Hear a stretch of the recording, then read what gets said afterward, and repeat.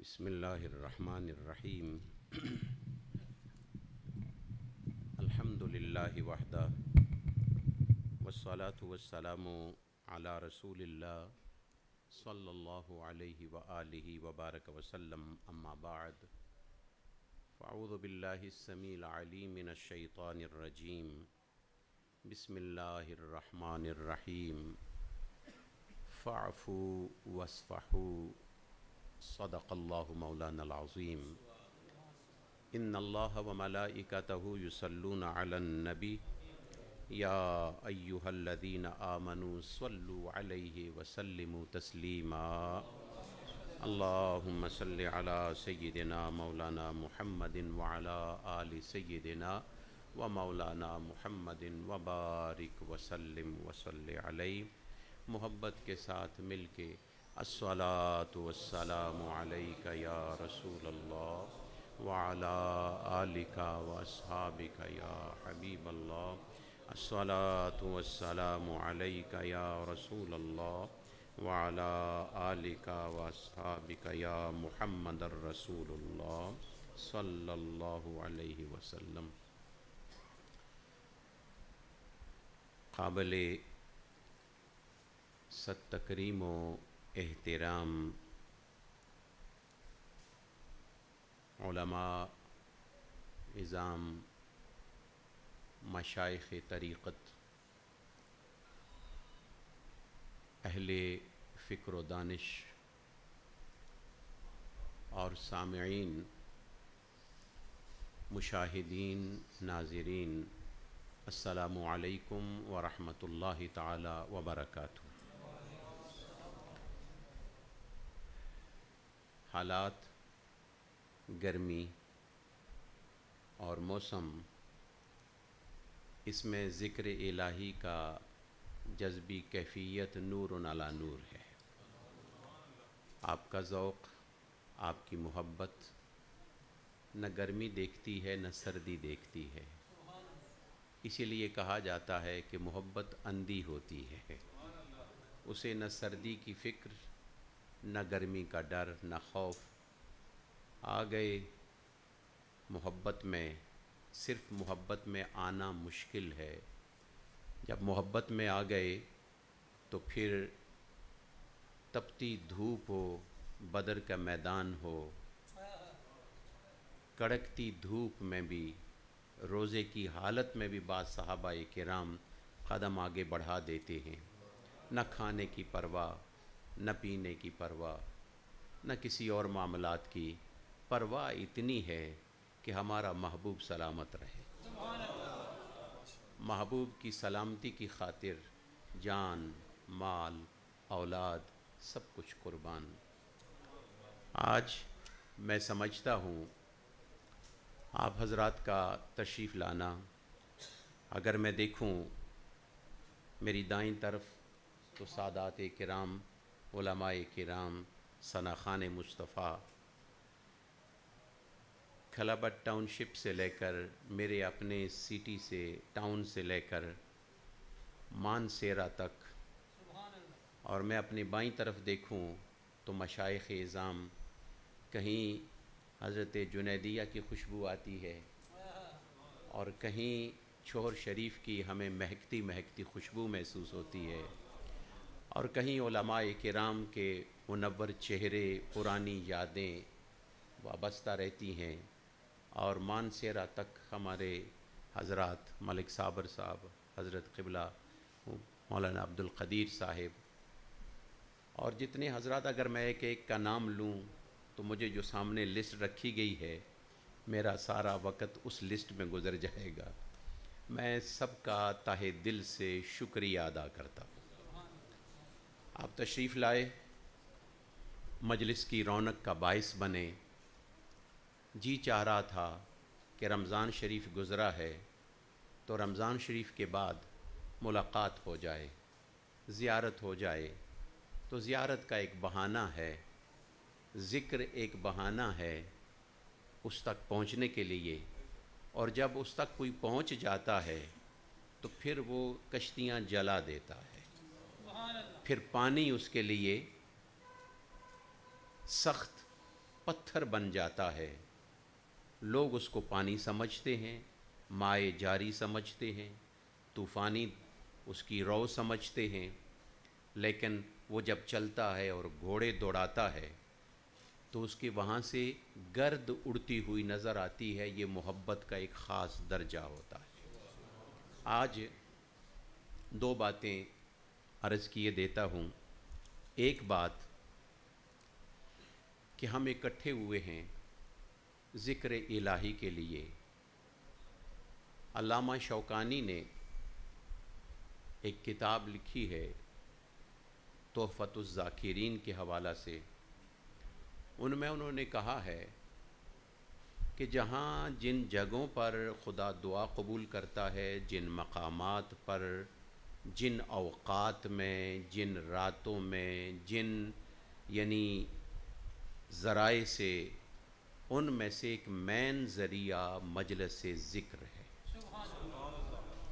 مجلس ذکر میں جب بندہ بیٹھ کے ذکر کرتا ہے، حدیث مبارک میں ہے کہ اللہ سبحانہ و تعالی ارشاد فرماتا ہے جب میرا بندہ میرا ذکر کرتا ہے، آنا بین شفتئی، میں اس کے ہونٹوں میں آ جاتا ہوں.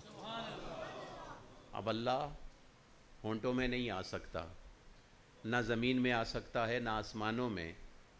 تو صوفیاء لوگ محبت والے لوگ ہوتے ہیں، اسی لیے صوفیاء کے پاس آپ سب کو دیکھو گے. مفتیان کے پاس خاص خاص لوگ ہوتے ہیں جو انہی کے معاملات کے ہوتے ہیں. علماء کے پاس خاص خاص لوگ ہوتے ہیں جو کہ صرف انہی کے معاملات کے لیے ہوتے ہیں.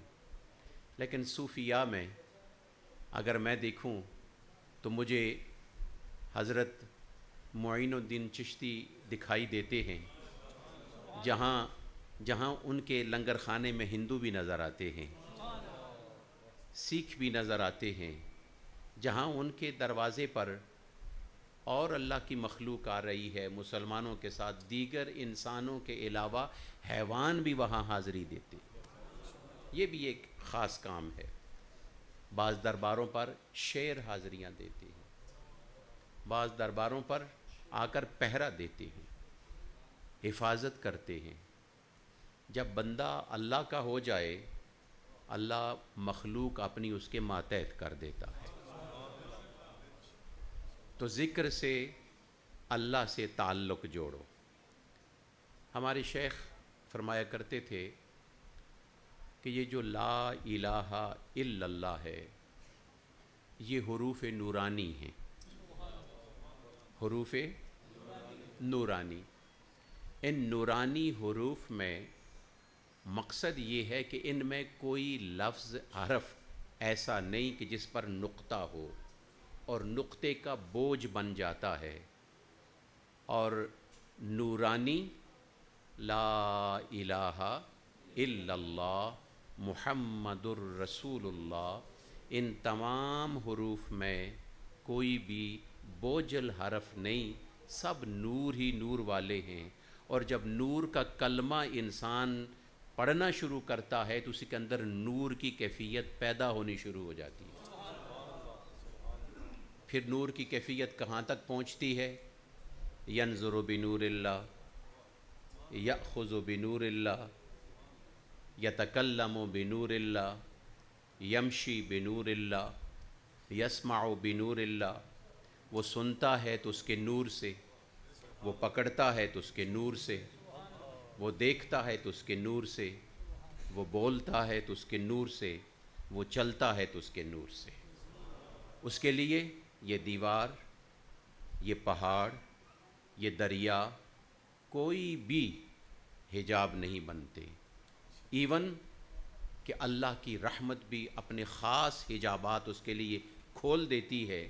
اور سیدنا بایزید بسطامی رحمۃ اللہ علیہ ارشاد فرماتے ہیں کہ جس وقت ذکر کی کیفیت میں سفر کرتا ہوں تو میں وہاں جا کر سجدہ کرتا ہوں جہاں رسول اللہ کے قدم ٹھہرے تھے اور جہاں اللہ کی ذات کا انہوں نے دیدار کیا تھا.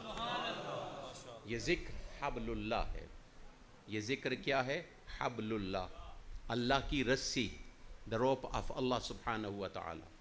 یہ اللہ کی رسی ہے اس کو پکڑتے چڑھے جاؤ، پکڑتے چڑھتے جاؤ، پکڑتے چڑھتے جاؤ، اتنے چڑھتے جاؤ گے اللہ تعالیٰ اور قریب آتا جائے گا، اور قریب آتا جائے گا۔ اور اسی لیے تو اللہ نے ارشاد فرمایا اے ایمان والو اذکروا اللہ ذکرا کثیرا۔ نماز کا ایک وقت ہے، روزے کا ایک وقت ہے، حج کا ایک وقت ہے، اسی طرح زکوٰۃ کا ایک وقت ہے، لیکن ذکر کا کوئی، جس وقت بھی کرو گے رب کے دروازے کھلے پاؤ گے۔ ایک تو ذکر، اور یہ ہماری مجلس انشاءاللہ ہمیشہ جاری اور ساری رہے گی۔ دوسری بات، فاعفو واصفحوا، معاف کرو اور دل کو صفا کر دو۔ معاف کرو اور دل کو صاف کر دو۔ دل صاف ہو جائے تو بلال کو بھی کعبے کی چھت پہ رسول اللہ فرماتے ہیں چڑھ جا۔ دل صاف نہ ہو تو ابو لہب جیسا چمکتا ہوا چہرہ رکھنے والا، جس کو ابو لہب کہتے ہیں، عبد الشمس یا عبد العزیٰ اس کا نام، اس کو قرب رسول اللہ کا تعارف اور معرفت ہی نصیب نہیں ہوتی۔ اس لیے ہمیں ایک دوسرے کو سمجھنا ہے، اور آج آپ حضرات کو مختصر سا ایک چھوٹا سا میں نے پیغام دینا ہے، فاعفو، معاف کرو۔ ہمارا معاشرہ، ہمارا اس وقت کلچر گرفت میں ہے، اور شیطان نے اس کو پکڑا ہوا ہے، اور صوفیاء کا کیا طریقہ ہے کہ فاعفو، معاف کر دو۔ آپ نے بڑا معافی کا سلسلہ سنا ہوگا، حضرت امام حسن اور حضرت امام حسین کے حوالہ سے دسترخوان سجا ہوا ہے، خادمہ آتی ہے، اس کو پاؤں کی ٹھوکر لگتی ہے، اس کے ہاتھ سے سالن کا برتن گر جاتا ہے آپ کے کپڑوں پر، کیونکہ آپ نماز پڑھ کے بیٹھے تھے، مہمان بیٹھے تھے، اور سیدنا امام حسن مجتبیٰ رضی اللہ تعالی عنہ کا مقام یہ ہے کہ جب نماز کے لیے وہ کھڑے ہوتے تھے تو شاہانہ لباس کے ساتھ کھڑے ہوتے تھے۔ عام حالت میں سمپل لباس ہوتا، نماز کے لیے شاہانہ لباس۔ پوچھتے شاہانہ لباس کیوں پہنتے ہو؟ تو آپ جواب دیتے کہ میں نے اللہ سے ملاقات کرنی ہے، اور اللہ سے جب ملاقات کرنی ہے تو لباس بھی تو اس کی مجلس اور اس کی شان شوکت ہونا چاہیے۔ جب ان کپڑوں پر، ان لباس پر سالن گر گیا، جو ہانڈی وہ لا رہی تھی وہ گر گئی، تو بشری تقاضے سے رنگ متغیر ہو گیا، چہرے پر سرخی آ گئی۔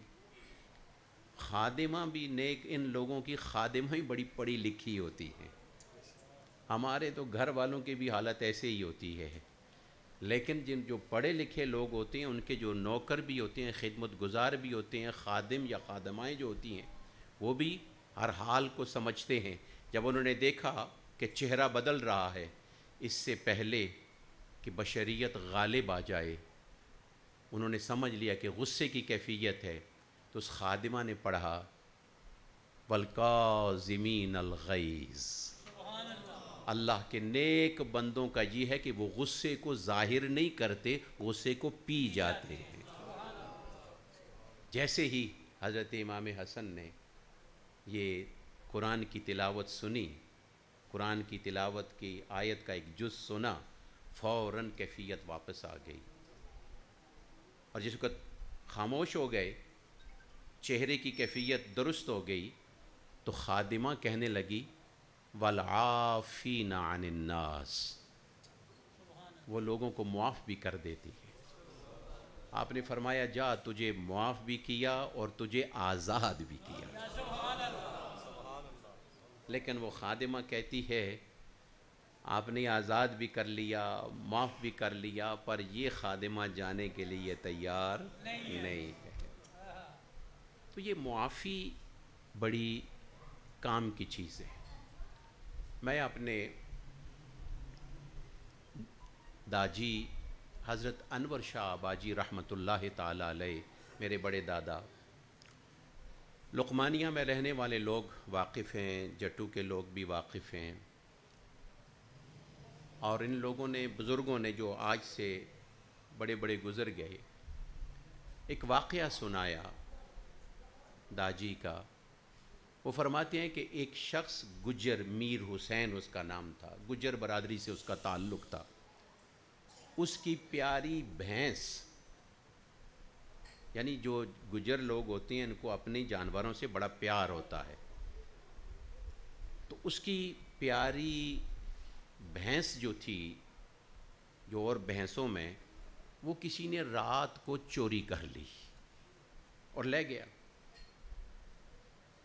بڑا پریشان ہوا، حضرت قبلہ کی خدمت میں آیا، مرید تھا کہ باجی آپ مجھے بتائیں، ورد بتائیں، تعویذ بتائیں، تاکہ میری بھینس جو ہے نا وہ واپس آ جائے، آپ مجھے بتائیں۔ نے کہا بابا اللہ اللہ کر، چھوڑ ان چیزوں کو۔ پھر اس نے کہا جی میں کیسے بھول سکتا ہوں؟ آپ نے فرمایا اس طرح کر کہ تو اسے معاف کر دے، تو اسے، توجہ ہے نا، تو اسے معاف کر دے۔ اس نے کہا باجی آپ کہتے ہیں معاف کرنے کا، تو ٹھیک ہے معاف کر دیتا ہوں۔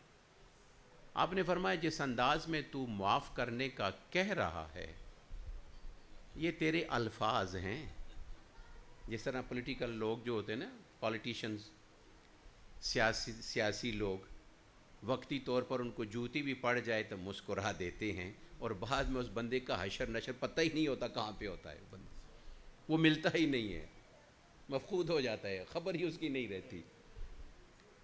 تو داجی نے فرمایا کہ میر حسین یہ جو تو جس طریقے سے تو کہہ رہا ہے نا یہ تیرے الفاظ ہیں، دل سے معاف کر۔ تھوڑا سا وقت گزر گیا، اٹھ کے کہنے لگا باجی صدقے جاواں تساں تو میں نے اس نو تواڈے کہن نال دلوں معاف کر دیتا۔ آپ نے فرمایا جاؤ گھر میں جا کر 2 نفل پڑھ کے سو جاؤ۔ وہ گھر میں گیا، 2 نفل رات کو پڑھے، سو گیا۔ صبح اٹھا تو بھینس اس کے گھر کے پاس کھڑی تھی، بھینس مل گئی اس کو۔ خیر اس کو ایک خوشی تو ہوئی بھینس ملنے کی، لیکن وہ پھر دوڑا ہوا آیا صبح، باجی یہ بتائیں، کیونکہ وہ سحری کے وقت ذکر و اذکار کی مجلس کیا کرتے تھے، اور ان کی چلا گاہ تو کافی عرصے سے یہاں بھی ہمارے سیکٹر نمبر 1 حلقہ نمبر 2 میں ہمارا جو مسجد نیچے ہے اس کے ساتھ اب بھی وہ حضرات موجود ہیں کہ جن کے پڑوس میں ان کی چلا گاہ تھی، اور اس چلا گاہ میں آپ کا ذکر و فکر جاری رہتا تھا، اور جو پڑوس کی دیوار تھی جہاں ان کا مکان تھا وہ چارپائی کے اوپر سوتے نہیں تھے، وہاں دیا جلاتے تھے، حالانکہ چلا گاہ دوسری جگہ پہ تھی، ساتھ تھی، لیکن اپنے گھر میں بھی وہ ادب کی کیفیت میں وہ کوئی کسی قسم کی بھی کوئی چارپائی اندر استعمال نہیں کرتے تھے۔ ایک مرتبہ آ گیا ایک آدمی مجاہد کہ میں استعمال کرتا ہوں، تو اس نے استعمال کر لی، انہوں نے منع کیا گھر والوں نے، انہوں نے کہا نہیں ایسی کوئی بات نہیں۔ تو جس وقت چارپائی پہ وہ سویا، دروازہ بند ہوا، خود نیچے چارپائی اوپر۔ 2-3 مرتبہ ایسا ہوا تو اس نے کہا بزرگوں کے ساتھ ایسا نہیں کرنا چاہیے۔ وہ باجی کے پاس گیا، داجی کے پاس گیا، تو وہ جا کر عرض کرنے لگا کہ باجی یہ بتائیں کہ یہ کیفیت کیا ہے؟ نہ اوراد، نہ وظیفہ، نہ تعویذ، نہ کوئی اور جنتر منتر ہوتا ہے نا، یہ پڑھو یہ پڑھو یہ پڑھو، کچھ بھی نہیں ہے۔ تو میری بھینس بھی واپس آ گئی۔ آپ نے ارشاد فرمایا یہ چور، یہ ڈاکو لوگ حرام کا مال کھاتے ہیں۔ کیا کھاتے ہیں؟ یہ سمجھنے کے قابل ہے، یہ حلال نہیں کھاتے، حرام کھاتے ہیں۔ جب تک تیرا دل اس سے ناراض تھا، تو نے معاف نہیں کیا تھا، تو اس کے لیے وہ چیز حرام تھی اس کا استعمال کرنا، اور جب تو نے دل سے اسے معاف کر دیا جب معاف کر دیا تو وہ اس کے لیے حلال ہو گئی، اور یہ چور ڈاکو حلال کھاتے نہیں، ان کے گلے سے نیچے اترتا نہیں ہے، لہذا اس کے دل میں بات آئی کہ جا کر واپس پہنچا دو۔ یہاں ہمارے صوفیاء فرماتے ہیں کہ جب تم کسی کو معاف کرو گے تو تمہارا لٹا ہوا حق واپس آ جائے گا۔ کون دلائے گا؟ اللہ۔ یہ معافی بڑی چیز ہے۔ آج کا یہ مختصر سا میرا پیغام ہے، اگر ہم اپنے گھروں کو درست کرنا چاہتے ہیں، اگر ہم اپنے گھروں میں سکون چاہتے ہیں، اگر ہم اپنے گھروں میں محبت چاہتے ہیں، تو معافی کا سبق آج ہی سے اپنے گھر میں شروع کر دیں۔ بچے سے غلطی ہو گئی، معاف کر دیں۔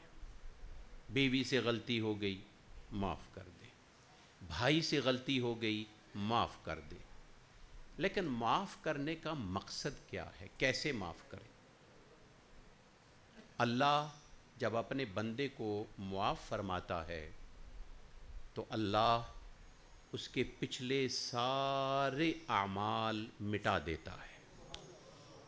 فائل موجود ہوتی ہے، فائل موجود ہے، لیکن اندر سیاہی ساری مٹ جاتی ہے۔ ایسے ہوتا ہے کہ جیسے التائب من الذنب کمن لا ذنب لہ، جب توبہ کرنے والا توبہ کرتا ہے تو ایسی اللہ اس کی توبہ قبول کرتا ہے کہ گویا کہ اس نے کبھی گناہ کیا ہی نہیں۔ اللہ اس کو ایسا پاک اور صاف کر دیتا ہے۔ تو آج ہمارا جو سلسلہ پیغام ہے وہ صرف اور صرف اتنا ہے، اہلاً و سہلاً، وہ صرف اتنا ہے کہ والعافین عن الناس، لوگوں کو معاف کرتے چلے جاؤ۔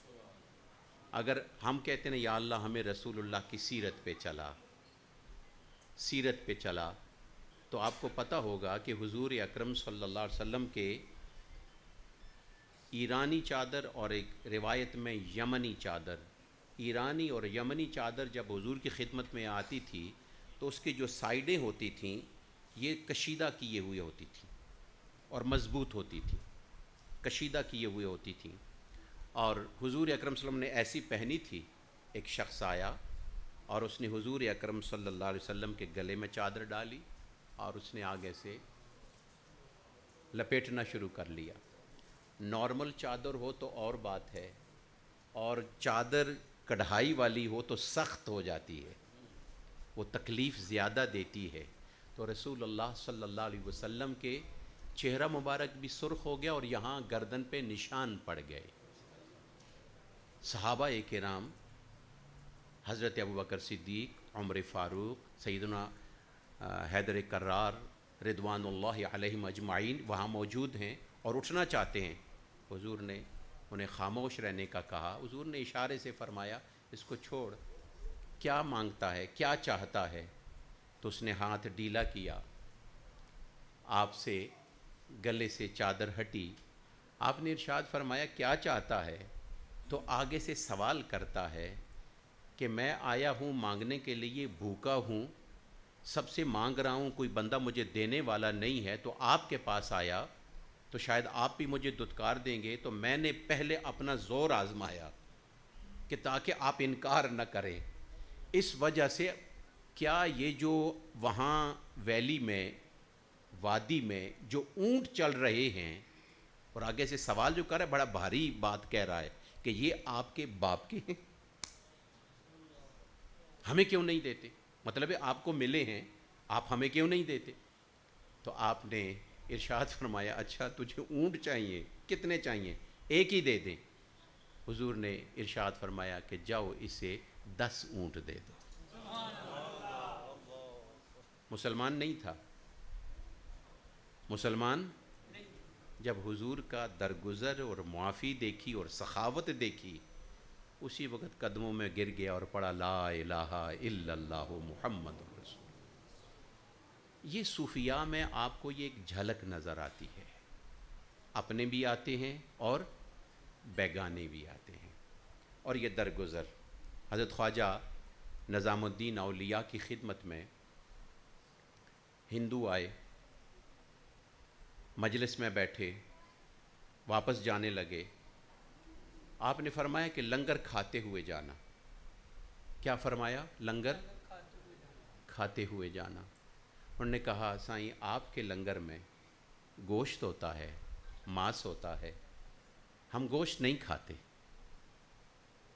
آپ نے فرمایا اچھا یہ بات ہے۔ آپ نے اسی وقت ان کے لیے سبزی اور دال بنوائی اور اس کے بعد حکم دے دیا کہ عام لنگر میں گوشت نہ ڈالا جائے، عام لنگر میں گوشت نہ ڈالا جائے، گوشت علادہ پکایا جائے، جو گوشت کھانا پسند کرے ان کو دے دیا جائے، اور جو گوشت نہ کھانے والے یہاں آتے ہیں ہے تو اللہ کی مخلوق، ہیں تو اللہ کی مخلوق، لہٰذا ان کی خدمت کے لیے دال اور سبزی پیش کی جائے۔ یہاں سے صوفی کے دروازے سے، اس خانقاہ سے، اس درگاہ سے کوئی بھوکا واپس نہ جائے۔ جس وقت یہ اخلاق وہ دیکھتے تھے تو اس وقت کیا ہوتا تھا؟ وہ جتنے آتے آدھے سے زیادہ وہاں اپنا دل چھوڑ کے چلے جاتے تھے۔ حضرت شیخ پیر علاؤ الدین صدیقی رحمہ اللہ، ہم ایک مجلس میں بیٹھے تھے، تو اچھی مجلس تھی، تو کسی نے کہا کہ حضرت آپ کا دل بہت بڑا دل ہے، آپ یہ دل ہمیں دے دیں، آپ اپنا دل مجھے دے دیں، ہمیں بھی دے دیں۔ آپ نے مسکرائے، بڑا کامل شخصیت تھی وہ۔ آپ نے ارشاد فرمایا میرا دل ایک ہے، میں اس کو دوں، میں اس کو دوں، میں اس کو دوں، میں کس کس کو دوں؟ دل ایک ہے، کیا یہ نہیں ہو سکتا کہ آپ سب کے دل اس ایک دل میں جمع کر لوں؟ اس ایک دل میں جمع کر لوں، اور جب یہ دل اس کے ذکر میں مصروف ہو تو آپ کے دل بھی ذکر کے ساتھ جاری اور ساری ہو جائے۔ یہ صوفیاء کا طریقہ ہوتا ہے۔ تو میں سمجھتا ہوں کہ یہ آج چھوٹا سا یہ حال آپ کے آنے سے پہلے بے حال تھا۔ کیا تھا؟ بے حال تھا، در و دیوار تھے، آپ کے آنے سے بحال ہو گیا، حیات آ گئی۔ آپ کے جانے کے بعد پھر بے حال ہو جائے گا، رونق چلی جائے گی، لیکن اس در و دیوار میں آپ کا عکس، آپ کے فوٹو، آپ کی آواز، آپ کا ذکر اس نے اپنے کانوں میں، ان کانوں میں جو کبھی بھولنے والے نہیں ہیں، ان سے اپنے دل میں اتار کر قیامت والے دن یہ گواہی کے طور پر پیش کیے جائیں گے۔ اس لیے آپ حضرات سے یہ استدعا ہے، اپنے گھر سے معافی کا سلسلہ شروع کریں، بھائی چارے کا سلسلہ شروع کریں، بھائیوں کو معاف کریں، بچیوں کو معاف کریں، بچوں کو معاف کریں۔ وَاعْفُوا وَاصْفَحُوا، کرو مہربانی تو مہل زمیں پر، خدا مہرباں ہوگا عرش بری پر۔ لہٰذا آج آپ حضرات کو انشاءاللہ آئندہ مجالس ہماری جاری اور ساری رہیں گی۔ میں اتنی تقریر لمبی کرنے کے لیے نہ بیٹھا ہوں، نہ ارادہ تھا، صرف سوچا کہ جن بزرگوں کے نقش قدم پر ہم چل رہے ہیں، میرے والد صاحب ایک ہی تھے، نہ کوئی بہن نہ کوئی بھائی، ایک والد صاحب جب پیدا ہوئے چوتھے دن والدہ ہماری دادی صاحبہ دنیا سے رحلت کر گئی۔ 1 سال کے اندر ہمارے داجی رحلت کر گئے۔ ان کے دادا مولانا رحمت اللہ رحمہ اللہ تعالی، انہوں نے ان کو پالا، داجی نے ان کو پالا، اور فرماتے یہ میرے بیٹے کی نشانی ہے۔ انہوں نے دعائیں دیں، اے اللہ اب میں بوڑھا ہو گیا ہوں، میرے اس بیٹے کو جو ہمارے بزرگوں کا سلسلہ ہے، دعا کرتا ہوں کہ اے اللہ اس کو سلامتی عطا کر۔ لقمانیہ کے لوگ آج بھی گواہ ہیں، جھٹو کے لوگ، مورتی کے لوگ آج بھی گواہ ہیں۔ مولانا غلام ربانی صاحب رحمہ اللہ میرے استاذ تھے، ان کے صاحبزادہ یہاں موجود ہیں، مولانا طاہر ربانی صاحب، اور ان کے پوتے بھی موجود ہیں یا نہیں آ سکے۔ بہرحال ان کے مولانا طاہر ربانی صاحب کے دادا مولانا عبداللہ صاحب، مولانا عبداللہ صاحب، ان کو بڑے مولانا کہا جاتا تھا، بڑے مولوی صاحب، کیا کہا جاتا تھا؟ بڑے مولوی صاحب۔ وہ داجی کے خاص شاگرد تھے، فیض وہاں سے حاصل کیا۔ مولانا غلام ربانی صاحب تو ہمارے بھی استاد ہیں، آپ ان کو جانتے ہیں۔ یعنی یہ فیض اس طرح جاری اور ساری رہا۔ یہ سارے لوگ گواہ ہیں کہ جب انہوں نے داجی نے اپنے پوتے کو دعائیں دیں تو آج میں ان دعاؤں کو دیکھتا ہوں کہ واقعی اللہ دعا کو کبھی ضائع نہیں فرماتا۔ حضور اکرم صلی اللہ علیہ وسلم کی خدمت میں ایک والد گیا، بچے کے حوالے سے پریشان ہوا، تو آپ نے ارشاد فرمایا اپنے بیٹے کے لیے، اپنی اولاد کے لیے ہمیشہ دعا کرتے رہا کرو۔ کیا کرو؟ دعا کرتے رہا کرو۔ اس نے کہا جی دعا تو کرتا ہوں۔ فرمایا ایسے نہیں، دل سے دعا کیا کرو، اگر ناراضگی ہو جائے تو معاف کر کے دعا کرو۔ پھر آپ نے ارشاد فرمایا تجھے پتہ ہے کہ والد کی دعا کی خدا کی نظر میں کیا ویلیو ہے؟ کیا تجھے پتہ ہے کہ والد جب ہاتھ اٹھاتا ہے تو خدا تعالیٰ کی بارگاہ میں یہ دعا کیسے پہنچتی ہے؟ تو آپ نے ارشاد فرمایا دعاء الوالد لولدہ کا دعاء النبی لامتہ، او کما قال علیہ الصلاۃ والسلام۔ آپ نے ارشاد فرمایا جب نبی ہاتھ اٹھاتا ہے دعا کے لیے تو خدا تعالیٰ اس کی دعا کے معاملات کے اندر جلدی قبولیت عطا فرماتے ہیں، رد نہیں فرماتے۔ اسی طرح جب والد اپنی اولاد کے لیے دعا کے لیے ہاتھ اٹھاتا ہے تو اللہ تعالیٰ اس کی دعا کو اسی طرح قبول کرتا ہے جس طرح نبی کی دعا اس کی امت کے لیے قبول کرتا ہے۔ آپ بزرگ حضرات بیٹھے ہیں، کوئی نانا ہے، کوئی دادا ہے، کوئی چاچا ہے، کوئی تایا ہے، کوئی والد ہے، اپنی اولاد کی تربیت کرو، اپنی اولاد کو اچھی طرف لے کے آؤ اور شروع سے ان کو معافی کا طریقہ سکھاؤ۔ ہمارے ہاں یعنی یورپ میں اور خاص کر کے انگلینڈ میں ایک لفظ سکھایا جاتا ہے سوری۔ کیا لفظ سکھایا جاتا ہے؟ سوری۔ جب بچے کسی سے زیادتی ہو جائے نا تو دوسرا بھائی یا بہن یا دوسرا اسٹوڈنٹ جو وہاں موجود ہوتا ہے، اس کے ساتھ کلاس فیلو جو ہوتے ہیں، ان میں سے غلطی ہو جائے، زیادتی کسی کے ساتھ ہو جائے سخت بولنے میں، تو ٹیچر یا والدین یا والدہ یا والد یا تایا یا چچا یا استاذ کوئی بھی وہاں موجود ہو، وہ کہتے بیٹا سوری بولو۔ کیا بولو؟ سوری۔ تو وہ کہتے سوری۔ جیسے ہی سوری سے پہلے اس کا موڈ اور ہوتا ہے، وہ اس کے ساتھ کھیلنا نہیں چاہتا، اس کے ساتھ بولنا نہیں چاہتا، اور جس وقت وہ بچہ سوری کر لیتا ہے تو وہ دونوں اس طرح ہو جاتے ہیں کہ جس طرح کبھی ان کے درمیان کوئی پرابلم ہی نہیں ہوئی ہے۔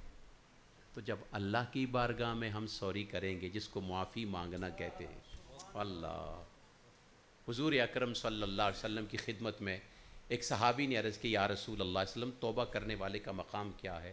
تو آپ نے ارشاد فرمایا میں بتاؤں کہ پوری رات کھڑے کھڑے سالوں سال اگر کوئی بندہ عبادت کرتا رہے، عبادت کرتا رہے، عبادت کرتا رہے، تو ایک نوجوان خدا کی بارگاہ میں تھوڑی دیر کے لیے کھڑے ہو کر اپنے گناہ پر نادم ہو کر توبہ کر لے تو اللہ 100 سال کی عبادت کرنے والے، قیام کرنے والے شخص سے زیادہ اس بندے کو اپنا محبوب بنا لیتا ہے۔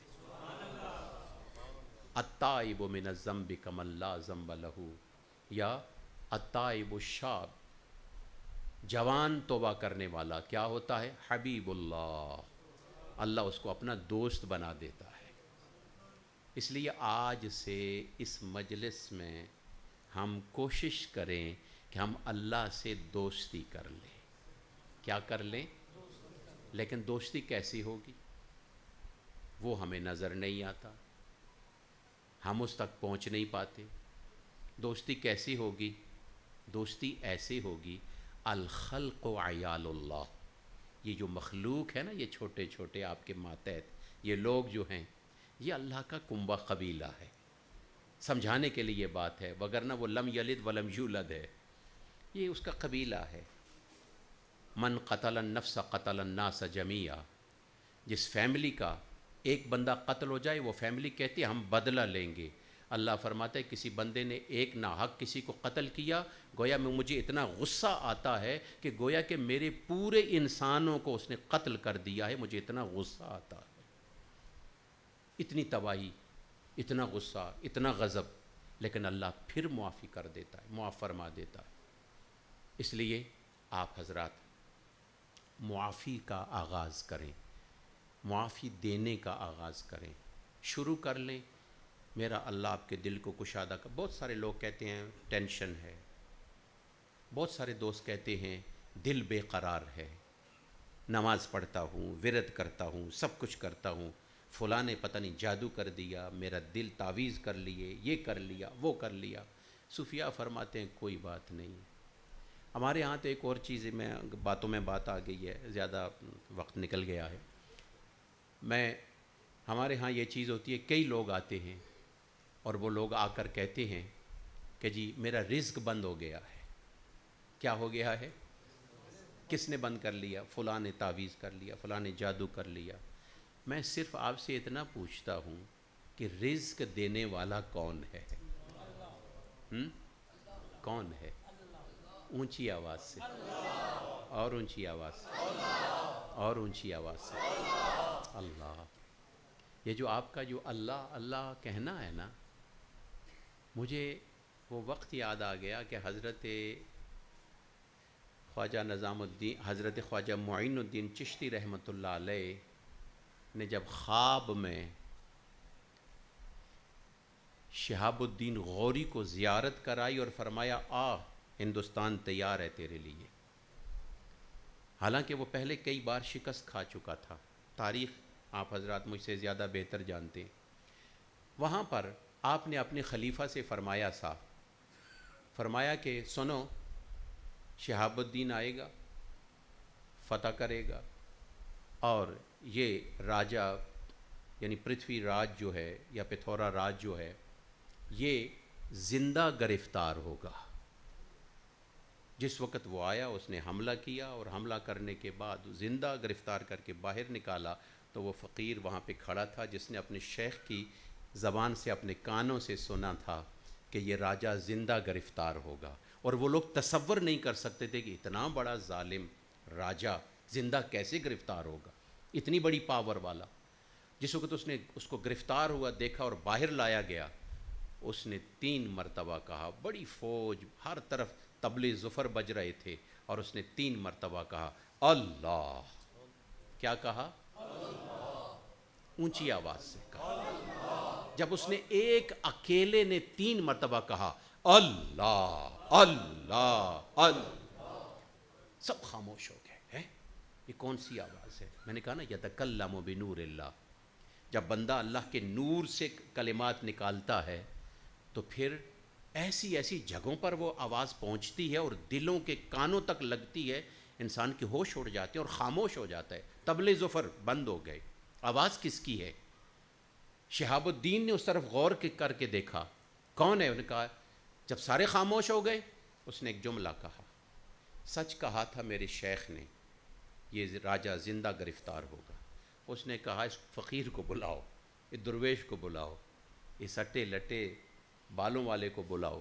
جب بلایا گیا تو آپ نے یعنی شہاب الدین غوری نے اس سے کہا کہ تیرا شیخ کہاں ہے، کون ہے؟ اس نے کہا میرا شیخ فلاں غار میں ہے۔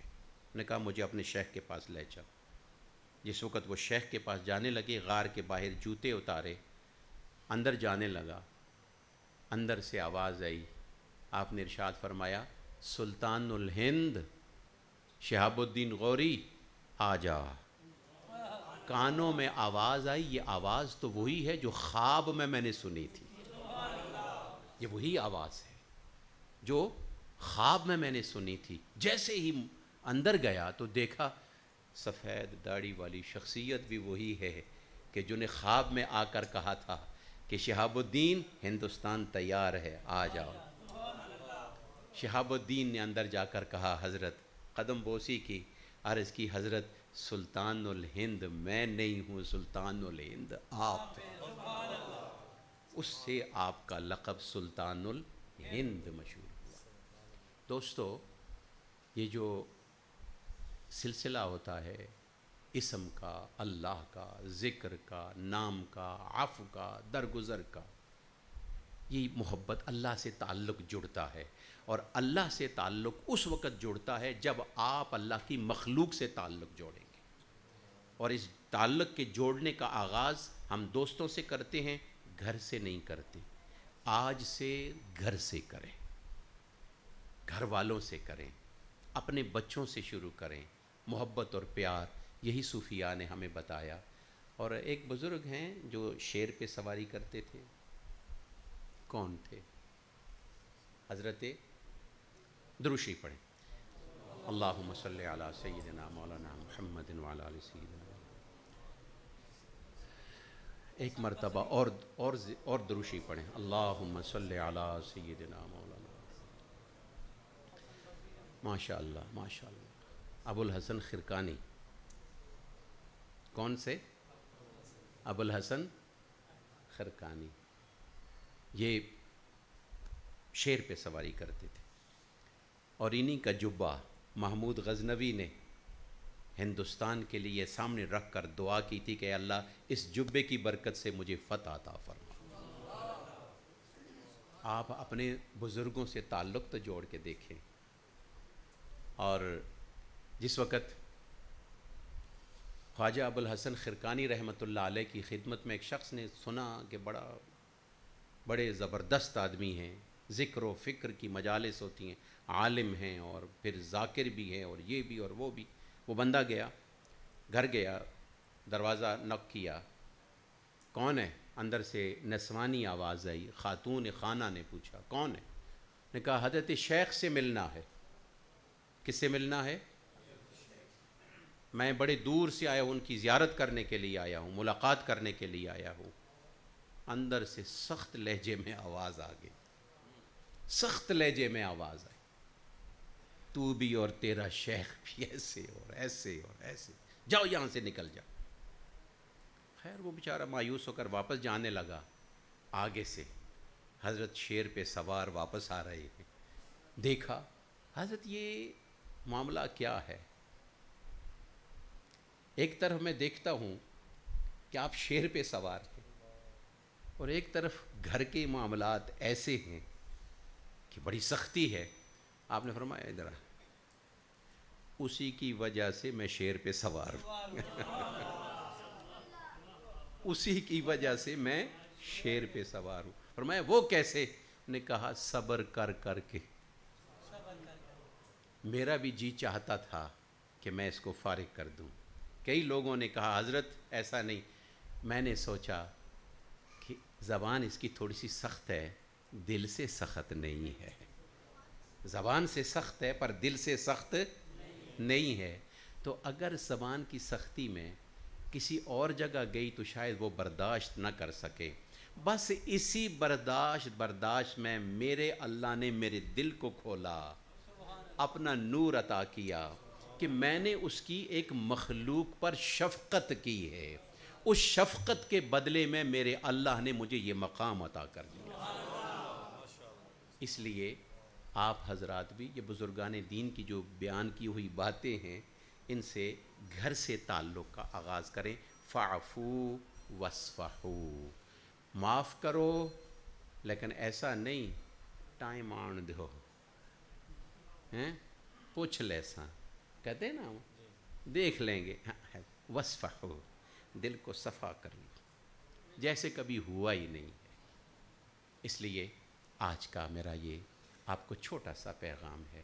کیا پیغام میں نے دیا؟ کیا پیغام دیا؟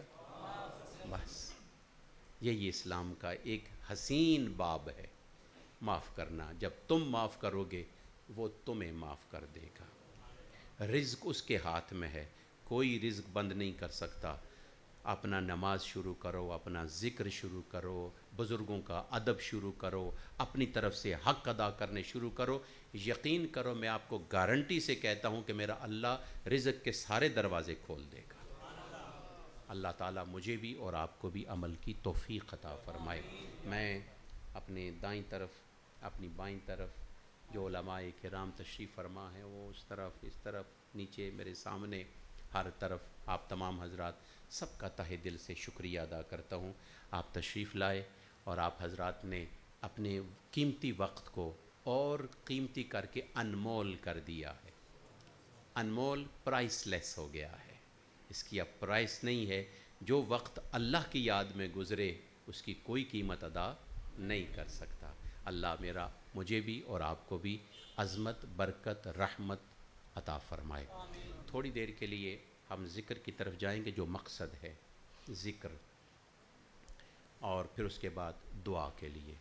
ذکر سے پہلے صوفیاء کا طریقہ ہے کہ درود شریف، ایک مرتبہ سورہ فاتحہ شریف، ایک مرتبہ سورہ انشراح، 3 مرتبہ سورہ اخلاص، اور اس کے بعد درود شریف، پھر ذکر ہو جائے گا۔ ہے نا طبیعت؟ بسم اللہ، درود شریف۔ اللہم صلی علی سیدنا و مولانا محمد وعلی آل سیدنا و مولانا محمد وبارک وسلم وصلی علیہ۔ اللہم صلی علی سیدنا و مولانا وعلى آل سيدنا ومولانا محمد وبارك وسلم وصل عليه۔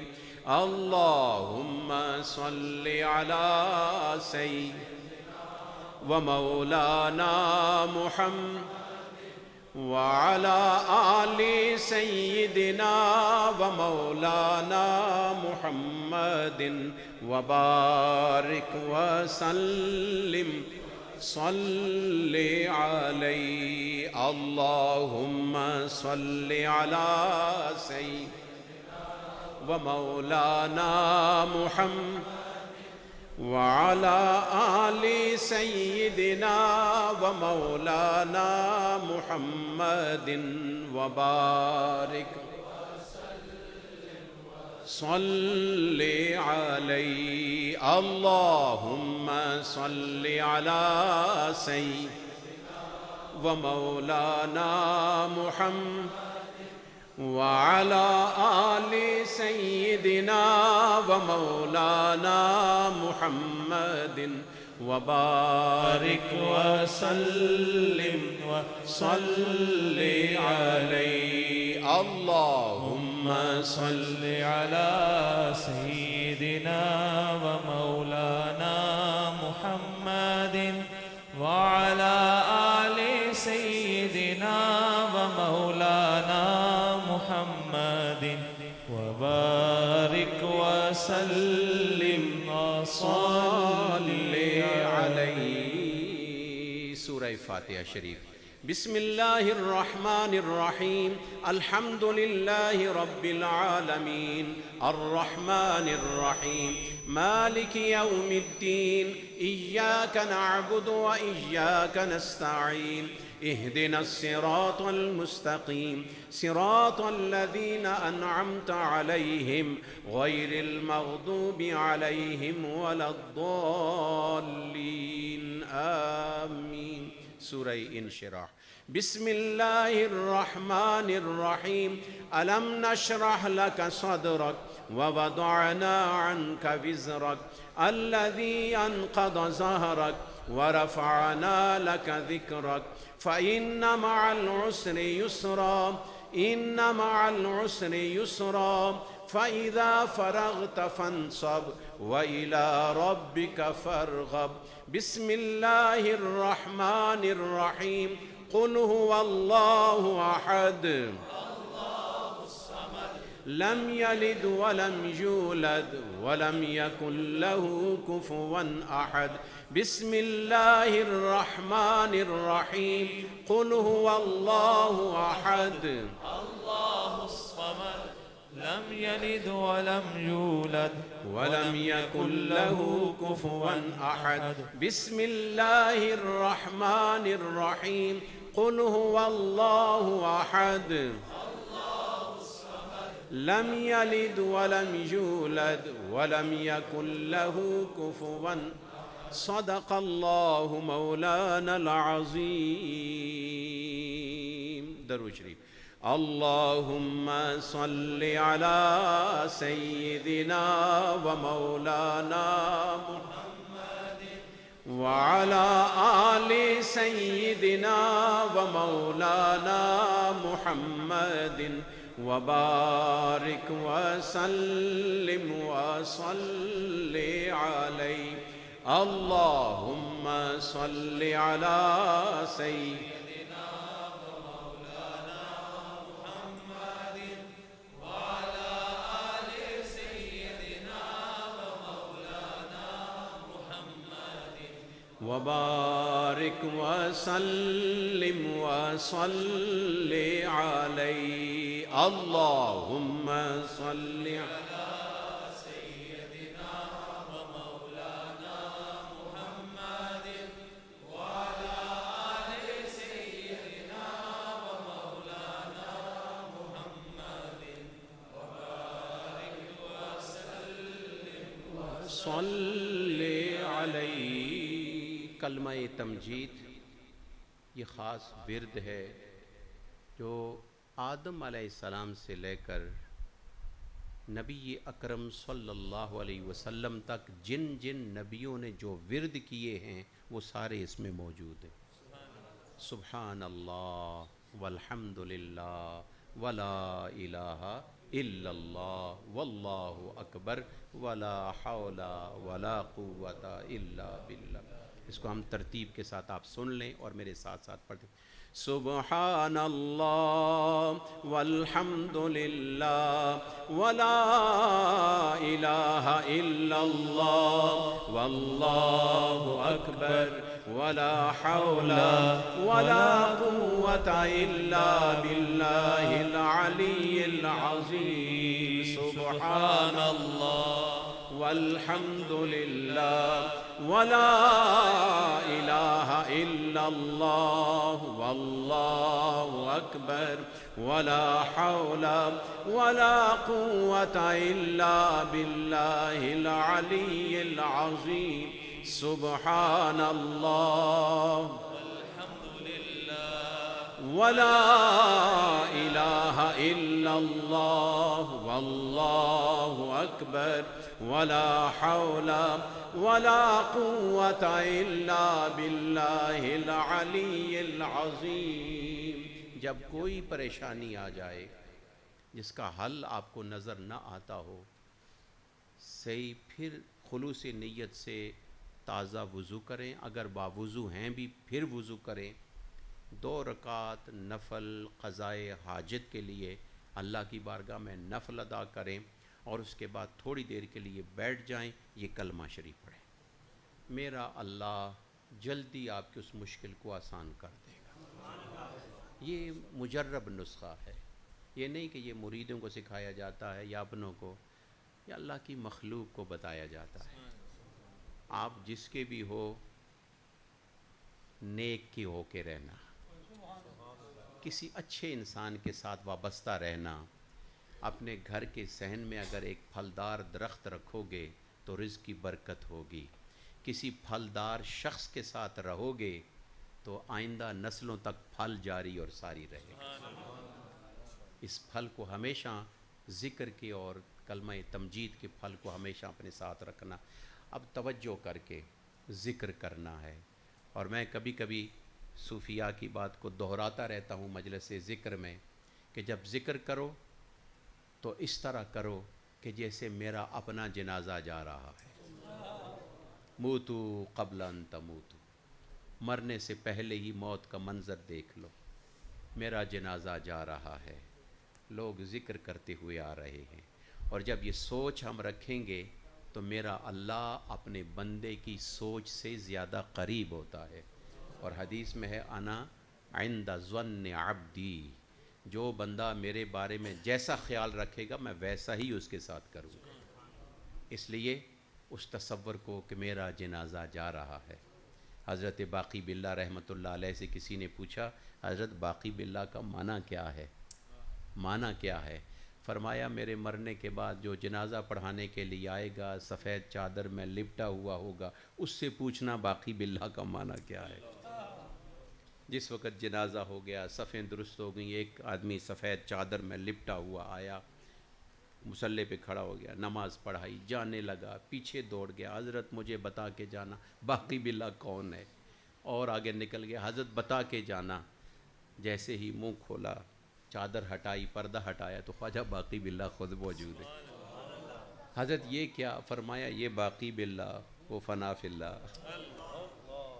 جو ذاکر لوگ ہوتے ہیں وہ کبھی مرتے نہیں ہیں۔ فاذکرونی اذکرکم، تم میرا ذکر کرو تو میں تمہیں کبھی نہیں بھولوں گا۔ اس لیے محبت کے ساتھ، یہ محبت کا عاشق کا جنازہ جا رہا ہے، یہ تصور کر کے تھوڑا سا آپ نے ذکر کرنا ہے۔ لا الہ الا اللہ، لا الہ الا اللہ، لا الہ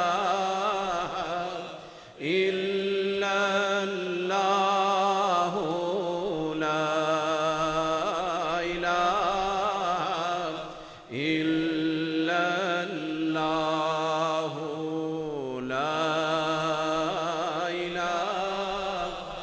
اللہ،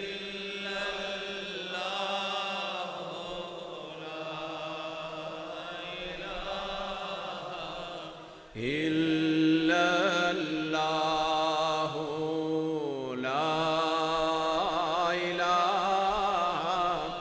الا اللہ، لا الہ الا اللہ، لا الہ الا اللہ، لا الہ الا اللہ، محمد الرسول اللہ صلی اللہ علیہ وسلم۔ ایک محبت والے نے بات کہی، اے ابر کرم ذرا جوش میں آ، اے ابر کرم ذرا جوش میں آ، پھر چلا دے سازے الا اللہ، اب آئے ہیں تیرے دیوانے پڑھنے کو کلام الا اللہ۔ اور حضرت مولانا روم رحمۃ اللہ علیہ بڑے پیار کے انداز میں فرماتے ہیں، گر تو خواہی زیستن با آبرو، اگر تو چاہتا ہے تجھے عزت والی زندگی ملے، عظیم ہو کے عزت والا ہو کے تو جیے، ذکر او کن، ذکر او کن، ذکر او، پھر اسی کا ذکر کر، اسی کا ذکر کر، اسی کا ذکر کر۔ لا الہ الا اللہ، نفی اس بات کو اس بات کے تکرار کے ساتھ سن لیں اور فالو کر لیں۔